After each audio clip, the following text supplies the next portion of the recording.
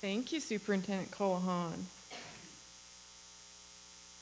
So thank you for the opportunity to share. What I want to share with you really is just a learning journey that I took when I asked myself a key question. And that question was initiated by a lot of provincial conversation about absenteeism, and then the release of the auditor's report, which also elicited some media attention to this issue. And what I was really trying to figure out, much like we think about with students, that attendance is often a symptom of something else.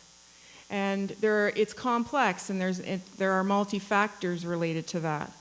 And so I wanted to do a deep dive into this area.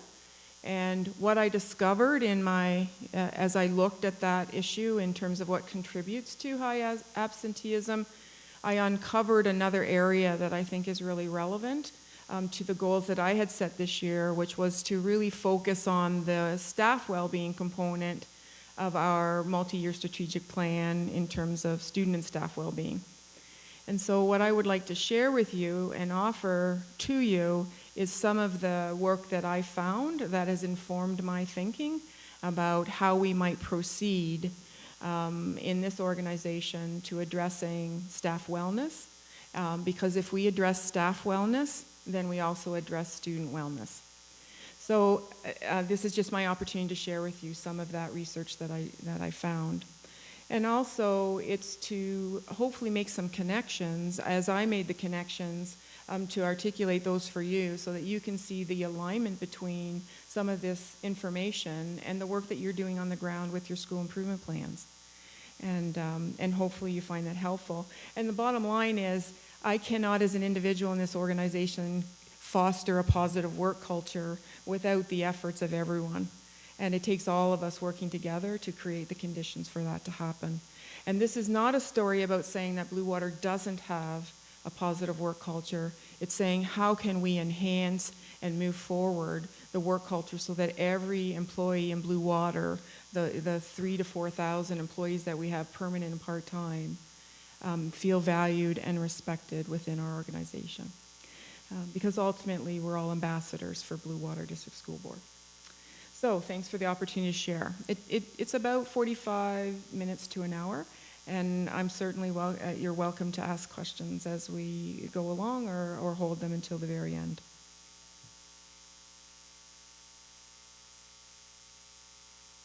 So where did I start? As I indicated, we get various information, and we have been talking for a number of years now in this province about the increasing costs associated with absenteeism. And in Blue Water, those costs are substantial. And there is very little funding that comes directly through the grant structure in Ontario to cover absenteeism. The only employee group that school boards receive funds for to cover replacement costs are for teachers. All other employee groups, whatever the grant structure is that funds those particular positions, comes out of absenteeism. All costs associated with those employee groups comes out of one pot. So it was evident in that provincial conversation that a lot of people are trying to wrap their heads around why it is that we have seen, in fact, an explosion in absenteeism within education. And the Auditor General's report captured some of that and asked some critical questions about what was contributing to that. And so the other reports that we get on a regular basis, SPCI provides us, it's a school boards cooperative, and it provides us with what's referred to as the absence study. And 54 boards out of the 72 boards are members of the cooperative, and so their absenteeism data was aggregated to create this report. And this looked at the last 5 years. And so some of the motivation for me was to really understand not only our local situation, but what did it look like across the province. So in terms of this particular report, there were some key findings that for the 5th consecutive year, absentee rates have gone up, and that sick leave costs have continued to climb, and that the magnitude of the absence has also increased over the last 5 years from about 9 days per employee to over 12 days per employee. And that's an overall increase of about 39%. This is also having a direct impact on the overall cost of absenteeism. And that cost has gone from our total salary envelope from about 4% to almost 5.5%. And because I had indicated to you that there really is only one employee group that we receive direct funding for replacement costs, the amount of money that we're spending in Blue Water is being redirected out of other places in order to cover those absentee costs, which has an overall impact on the overall budget.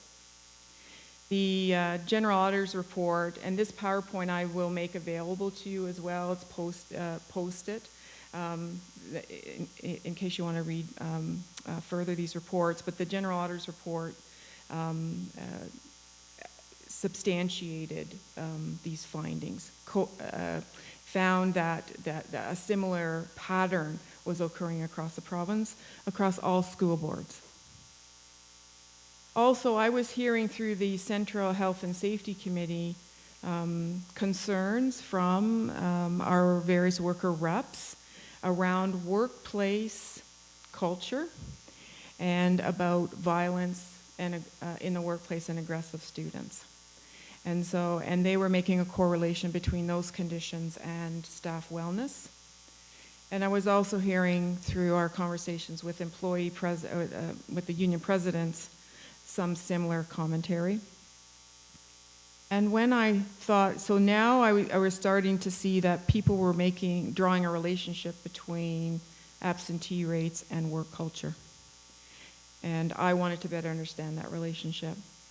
And quite frankly, we have 4 key pillars in our multi-year strategic plan, one of them being student and staff well-being.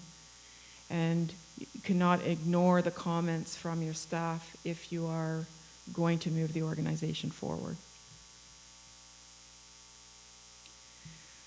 So, what is the Blue Water context in comparison to the provincial context? Our total costs are about $5.8 million, and we just presented a draft budget to the trustees, and we are budgeting an increase to that amount for next year. That we have $1.3 million greater expense in the replacement cost for the teacher group than the money that we receive in the foundation grants.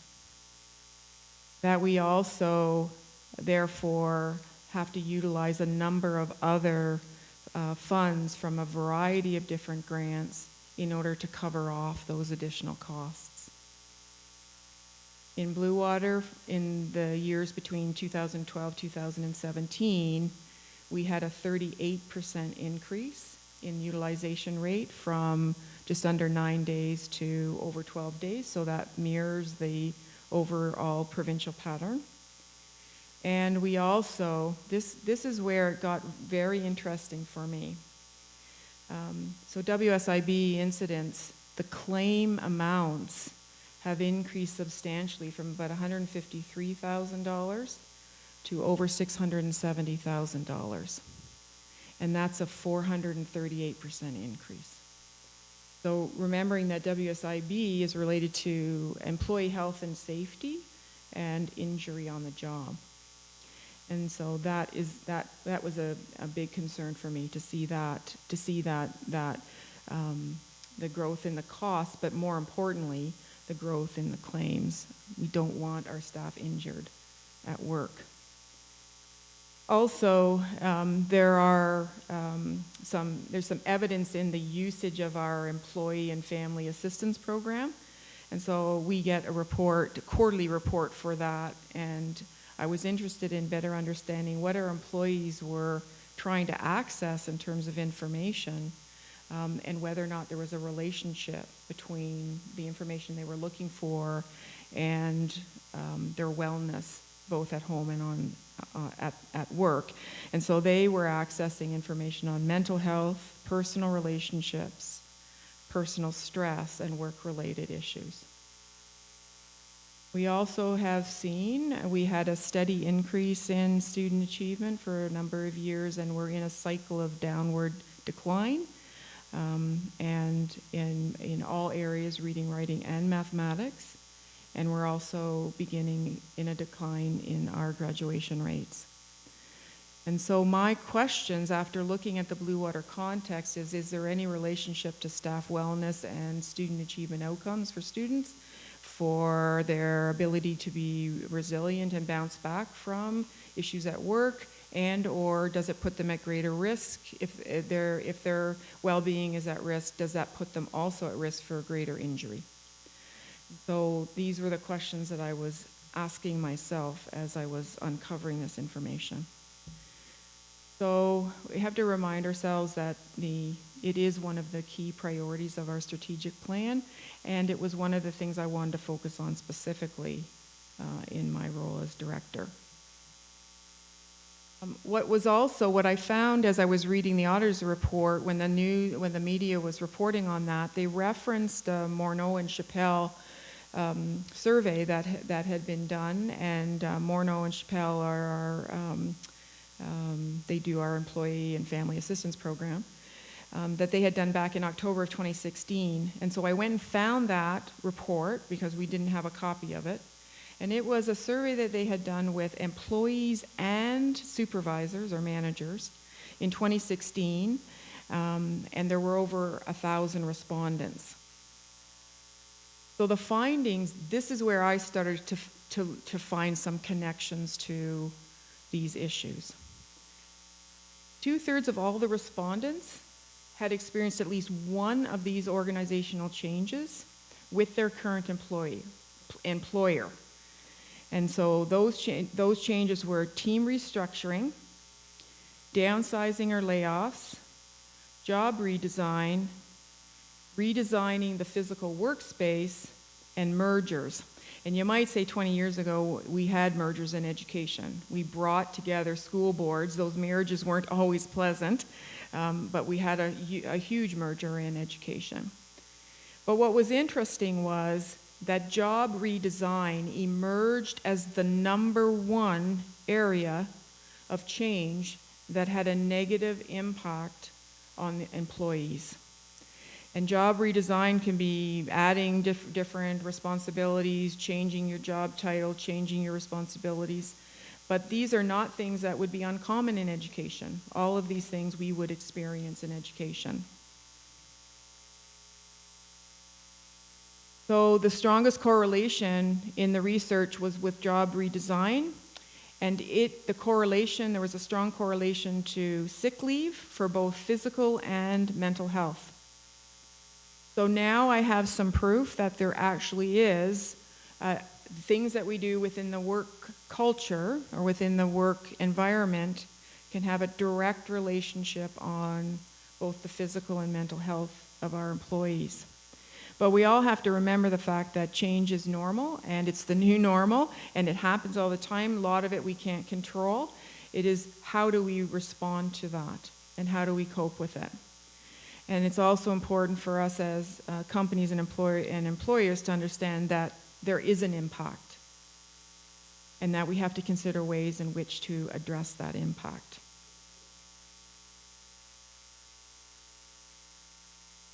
So when these organizational changes occur, all 5 of those that were listed in the previous slide actually have a negative impact.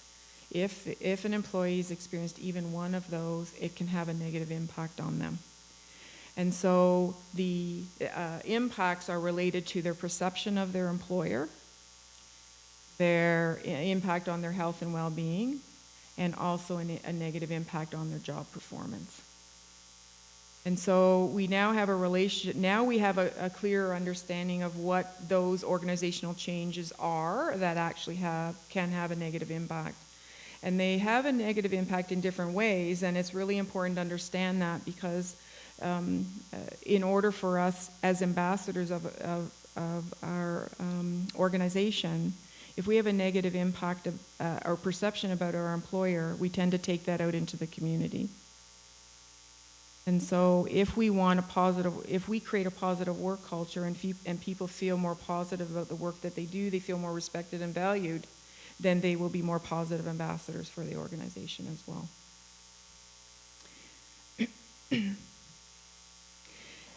It was interesting to also note that in the study, the Morneau-Chappelle study, that employees under the age of 30 were more likely to be absent due to mental health related reasons than their older peers.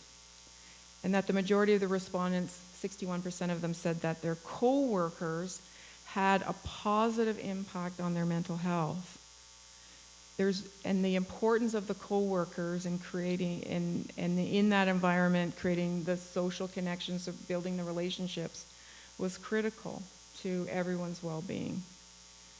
And that 3 out of the 4, or 75% of the respondents, identified work culture as the most important issue affecting their mental health in the workplace.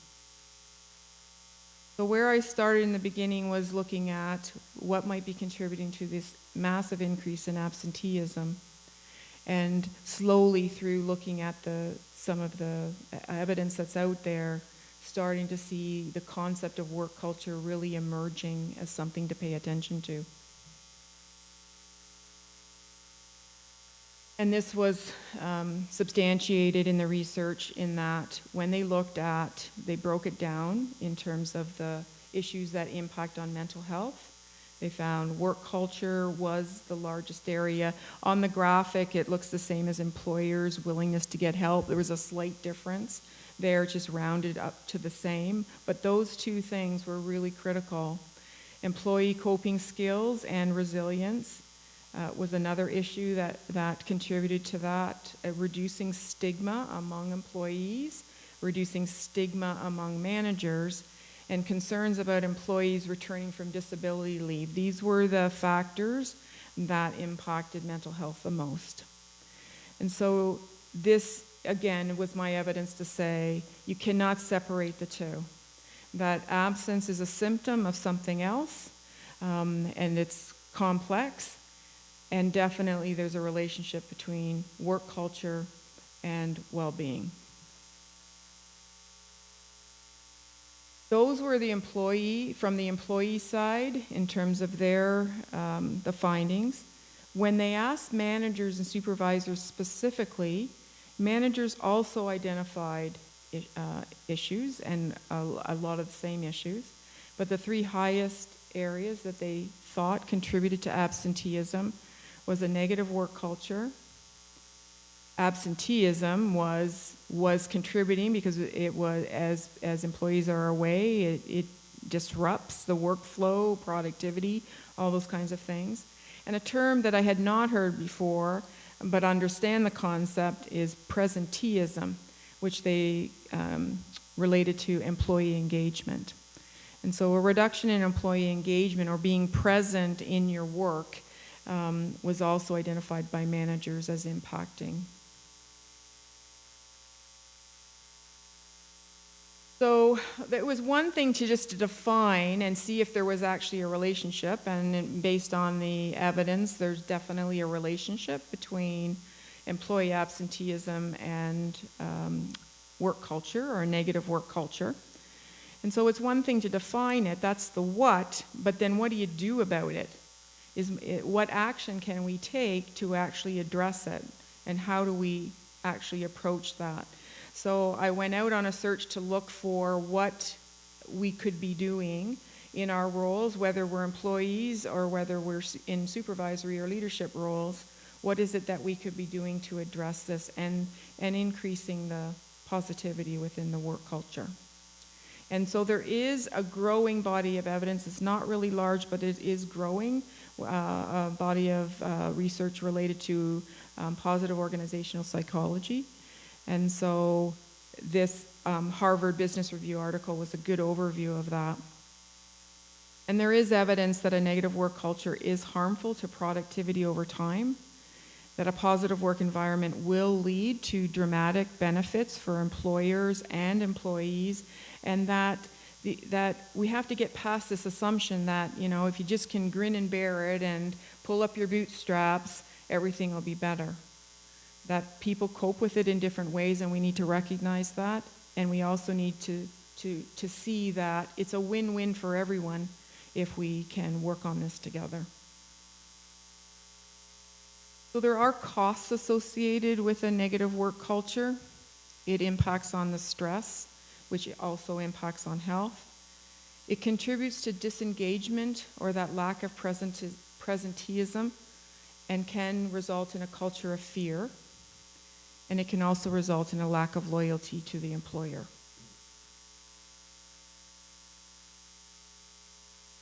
So what do these specific impacts look like?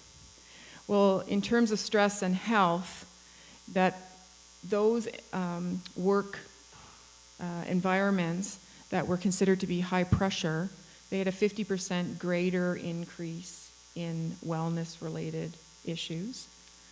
That stress,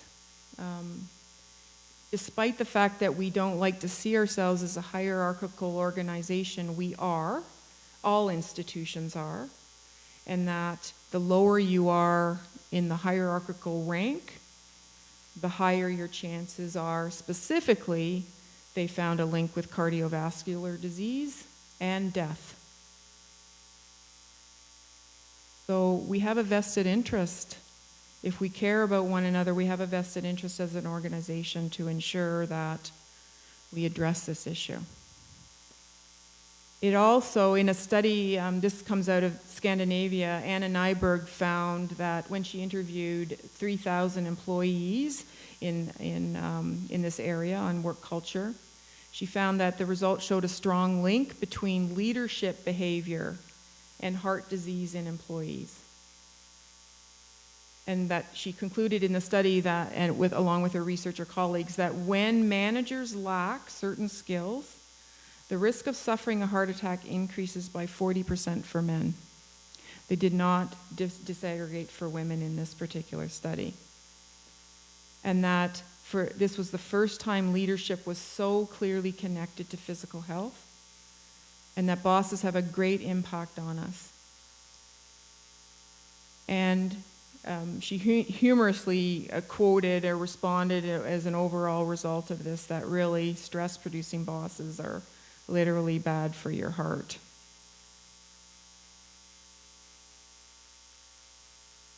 She went on to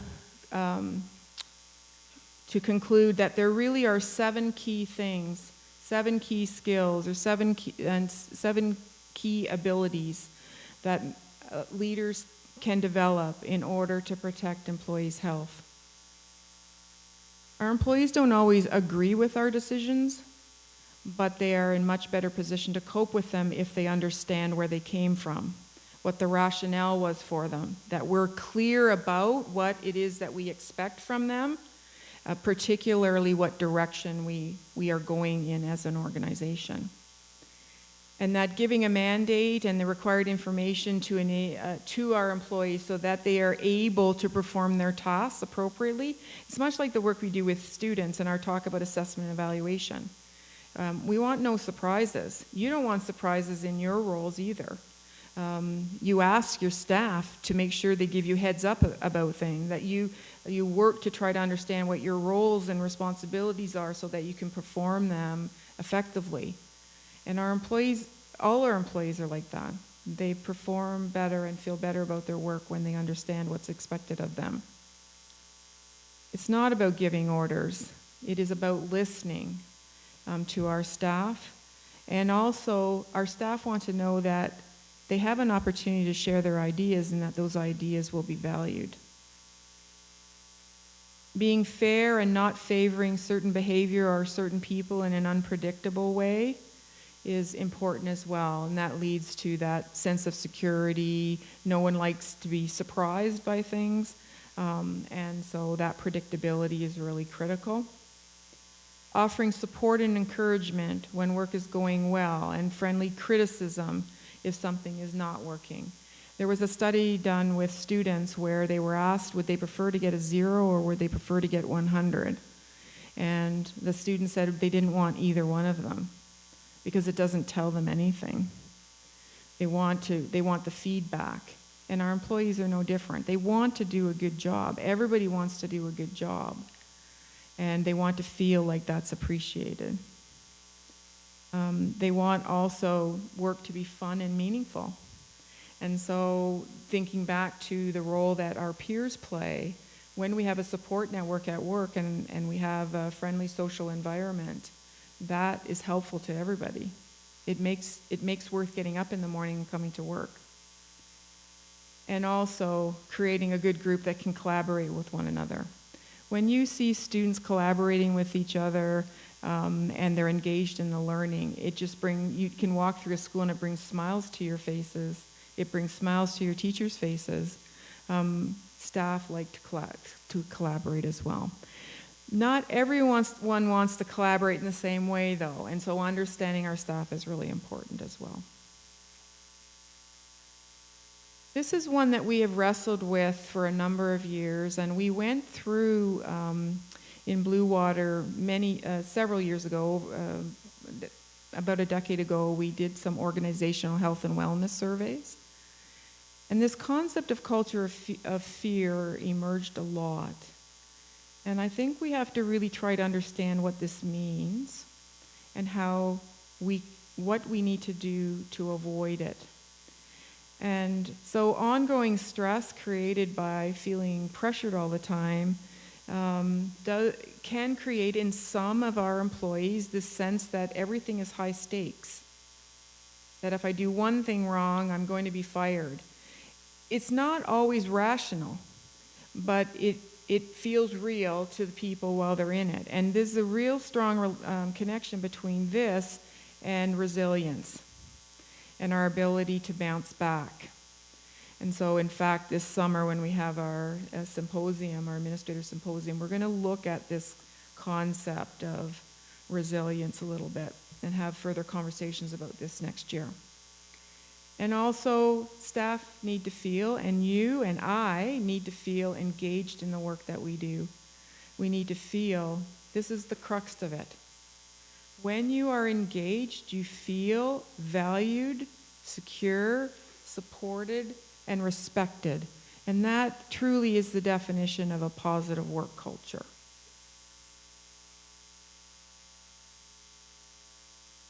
They found in a study that they did at Queen's School of Business that employees, when they were disengaged, they had a 37% higher absenteeism rate. They had a 49%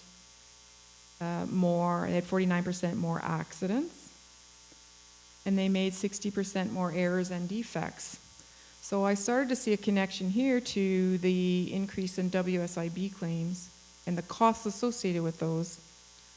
And so if there is this stress that people are working with, and now we have to think about who are the employee groups that are most likely to experience some injuries. It's custodians and educational assistants, and they are lower in the hierarchy. Their work is very stressful, and so we're starting to see these are things that are all connected. So if we are not responsive as an organization to addressing that health and safety in a way where people feel safe, then it can continue to contribute to higher incidence in those areas. They also found that in organizations with low employee engagement scores, there was 18% lower productivity and 37% lower job growth.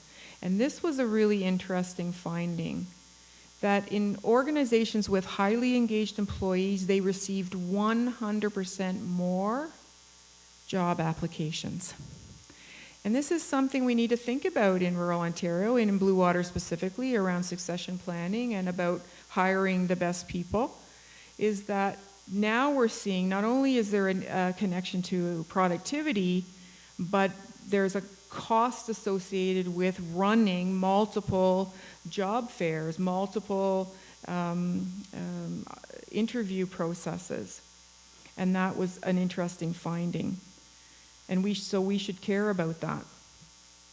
And that they continue to find that even when workplaces offered benefits such as flex time and working from home opportunities, engagement predicted well-being above and beyond anything else. And that employees preferred to have a focus on well-being rather than material benefits. So, buying fitness plans for employees or doing those other kinds of things didn't seem to make as great a difference as staff feeling engaged in their work. In terms of lack of loyalty, this is one of the things that can harm us the most. Loyalty is a really important quality because it helps to build public confidence.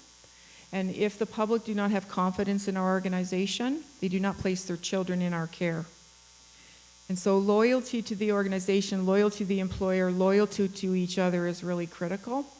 And you cannot expect loyalty from your employees if they do not feel positive about their work. So when they feel more positive about their work, they can speak more positively about their experiences. And so the research showed that in organizations in which there was a lack of loyalty or high stress or not attention to a negative work culture, they had a 50% greater turnover rate. They had employees who turned down promotions more often. They had higher resignations. That the turnover rate has a huge cost implication for an organization. In fact, they found that every time that you try to replace a single employee, it costs approximately 20% of that employee's salary. And so if we're in a constant cycle of having to replace staff due to some of these factors, it has a huge cost implication. Again, taking resources out of other places to address that. So it's a win-win situation when we can maintain our staff. And in fact, what we have found that the overwhelming majority of our staff in Blue Water do stay for their entire career. But we are finding that it gets harder and harder to replace our highly skilled staff in our organization. We aren't just about schools. We have payroll and plant and technology, business functions, and replacing some of those highly skilled workers, it's been getting more and more difficult. So we need people out there talking positively about working in Blue Water and all of the positive things that can happen. And we do that, and people do that naturally when they feel really connected to their employer. They found that there are 6 essential characteristics of a positive and healthy work culture. This research came out of Stanford University and the University of Michigan, and by Cameron and Sapella. And so these are the things that I was really interested in. What is it specifically that we need to be looking at? If we can't define what a positive work culture looks like, how can we work towards it? So this is what they found in their research. There needs to be caring for, being interested in, and maintaining responsibility for colleagues as friends. We need to provide support to one another, including offering kindness and compassion when others are struggling. We need to be less focused on blame and forgive mistakes. We need to inspire one another. We need to emphasize the meaningfulness of the work that we do. And we need to treat one another with respect, gratitude, trust, and integrity. So that's what we're working towards. That's what we want to enhance. So there are 4 actions that they define specifically that system leaders and managers and supervisors can do to address this. Our employees, the people that work with us, are looking to the leadership in an organization to take the lead role in this. It is not all of our responsibility, but they're looking to us to take a lead role. And so we have a responsibility to foster social connections. There's a large body of empirical research that looks at positive social connections and the impact on employees. And we're hearing about this a lot more within the conversation of the aging population and the concept of loneliness. And as we are all, many of us in this room are part of that aging population. And so these social connections as human beings are really critical. Some people like more social connections than others, but the social connection is critical within the work environment.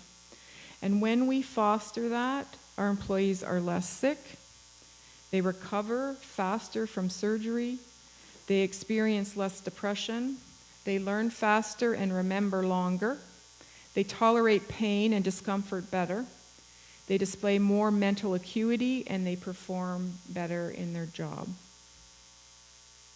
And you can see some of the parallels here to what we're trying to foster within our classrooms as well. The research that came out of the University of California is actually quite shocking. That the probability of dying early is 20% higher for people who are obese, 30% higher for those who are excessive drinkers, 50% higher for smokers, and 70% higher for people with poor social relationships. And a toxic work environment contributes substantially to that 70% factor.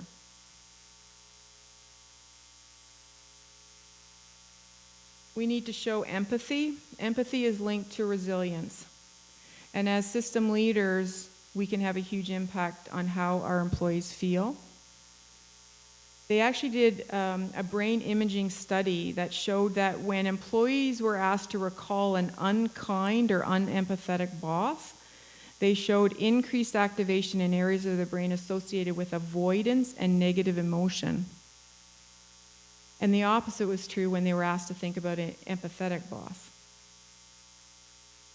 Jane Dutton and her colleagues at the University of Michigan found that leaders who demonstrate compassion towards employees foster individual and collective resilience in challenging times. And it's all challenging. I'm going to be glued to my television tonight.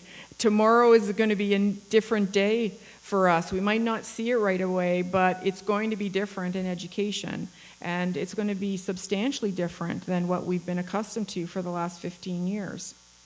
We, in our leadership roles, need to help mitigate that, because it will have an impact. And right now, we don't know what that impact will really, truly look like. Thirdly, we need to go out of our way to help. They found that when leaders helped when they didn't have to, when they weren't asked to, when they just took the initiative to help, the people they worked with, their employees, were really moved and inspired, and it increased their loyalty to that supervisor.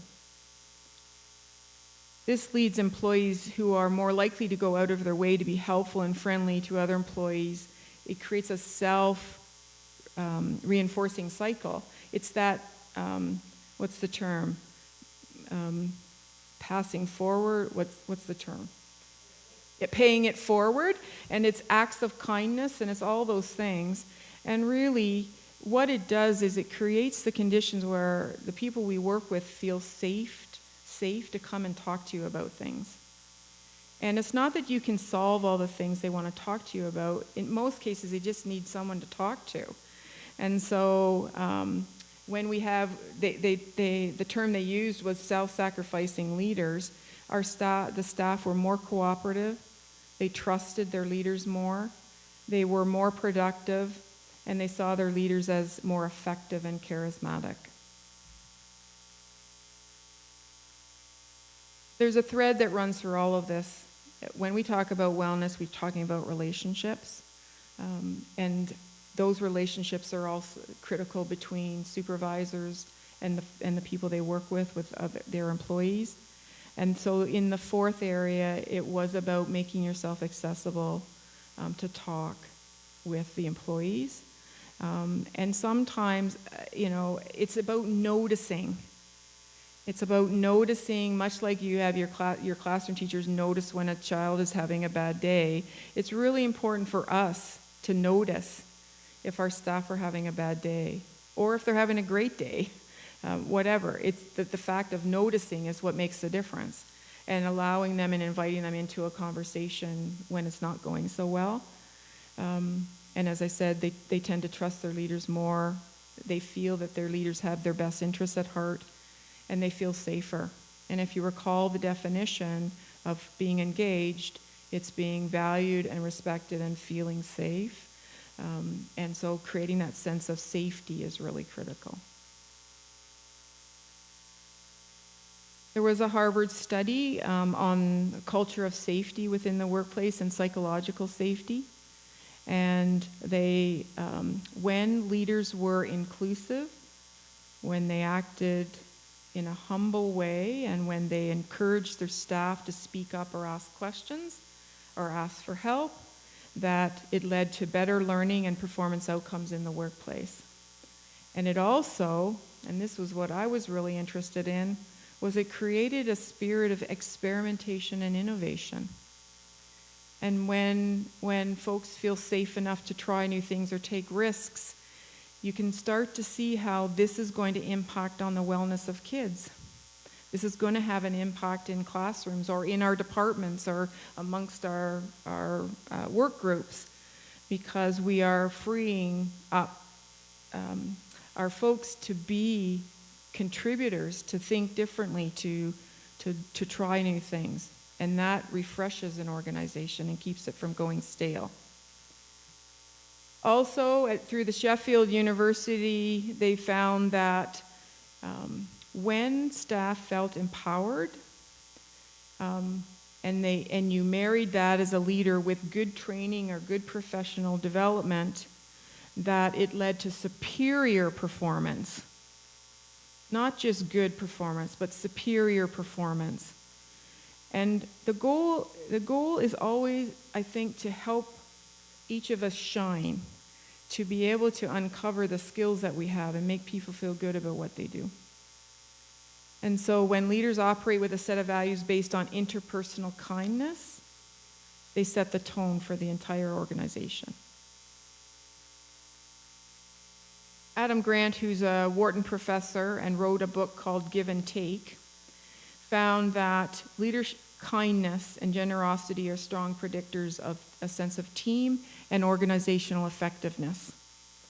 And that when that was nurtured and cultivated within the workplace, and it resulted in some very interesting issues related to physical health, in that the employees had stronger immune systems, they had lower heart rates, lower blood pressure, they had increased commitment, engagement, and performance, they were happier, therefore being more productive, and also more satisfied. And what they did specifically was they linked this to a client study, and in our case, our clients would be our kids or our families. There were greater health outcomes and satisfaction for the clients as well. And so for me now I have a link to not only the employee wellness, but the student wellness and the student achievement. And our priorities under the Education Act, the priorities of boards of education and boards of trustees, as well, and all of us in our roles, is to focus on student achievement and well-being. And now we have evidence that links it directly, not to just the individuals, but who the individuals also work with. And that was very important.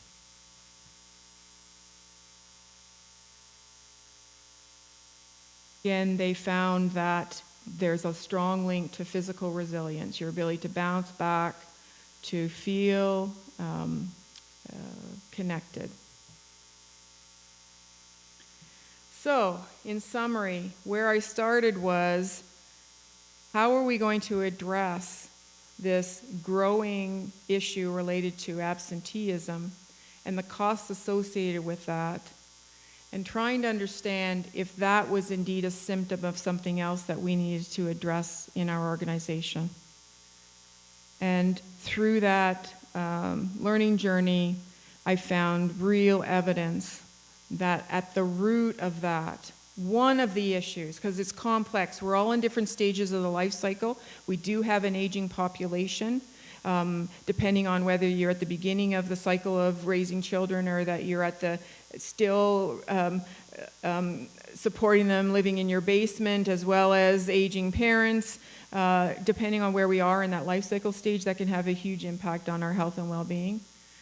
But there was no denying that as I went through this process, that creating a positive work culture can go a long way to addressing the symptom of increased absenteeism. And so this led me to see that direct connection, that a positive workplace does lead to a positive work culture, and that means overall we'll be more successful over time, and that it increases the positive emotions and well-being of everyone in the organization. That a positive workplace improves employees' relationships with each other and amplifies their abilities and creativity. It uncovers them, it brings them out more. We all win in that situation. A positive workplace buffers against negative experiences such as stress, thus improving employees' abilities to bounce back and to be more resilient. And when our employees can give 100% and they can bounce back, then they're better prepared to help our kids who are also struggling with a lot of stressors in their lives. And we bounce back from those things that we really don't have a lot of control over. A positive workplace attracts employees, making them more loyal to their leaders, supervisors, and to the organization, as well as bringing out their best strengths. And a positive workplace achieves significantly higher levels of organizational effectiveness, including financial performance, customer satisfaction, and in our case, those would be students or their families, employee productivity, and engagement. And that's what we want. We want people, our employees, to get up every day and want to come to work, to feel good about what they do. We want our students, our mission in Blue Water is to, as a learning organization, is to create a quality educational experience for every single child in a safe and caring environment. And we can do that better if we attend to our own well-being and we attend to the well-being of the people we work with. And these are some of the references that I have made throughout the presentation. And there is a follow-up survey that I send out.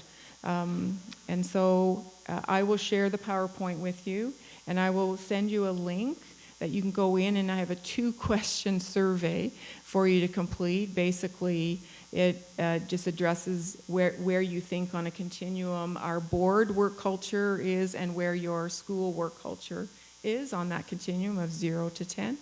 And what I'm doing is aggregating that data from the various employee groups that I'm sharing this thinking with, and it gives us some baseline data.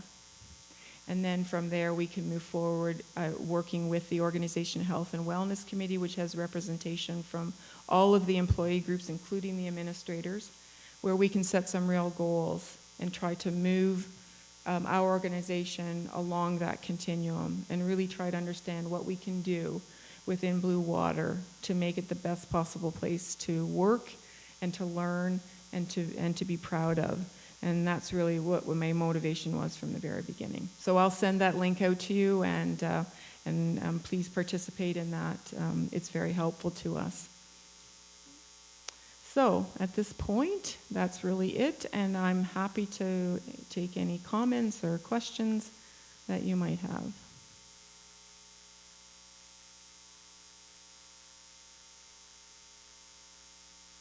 Perfect. Thank you.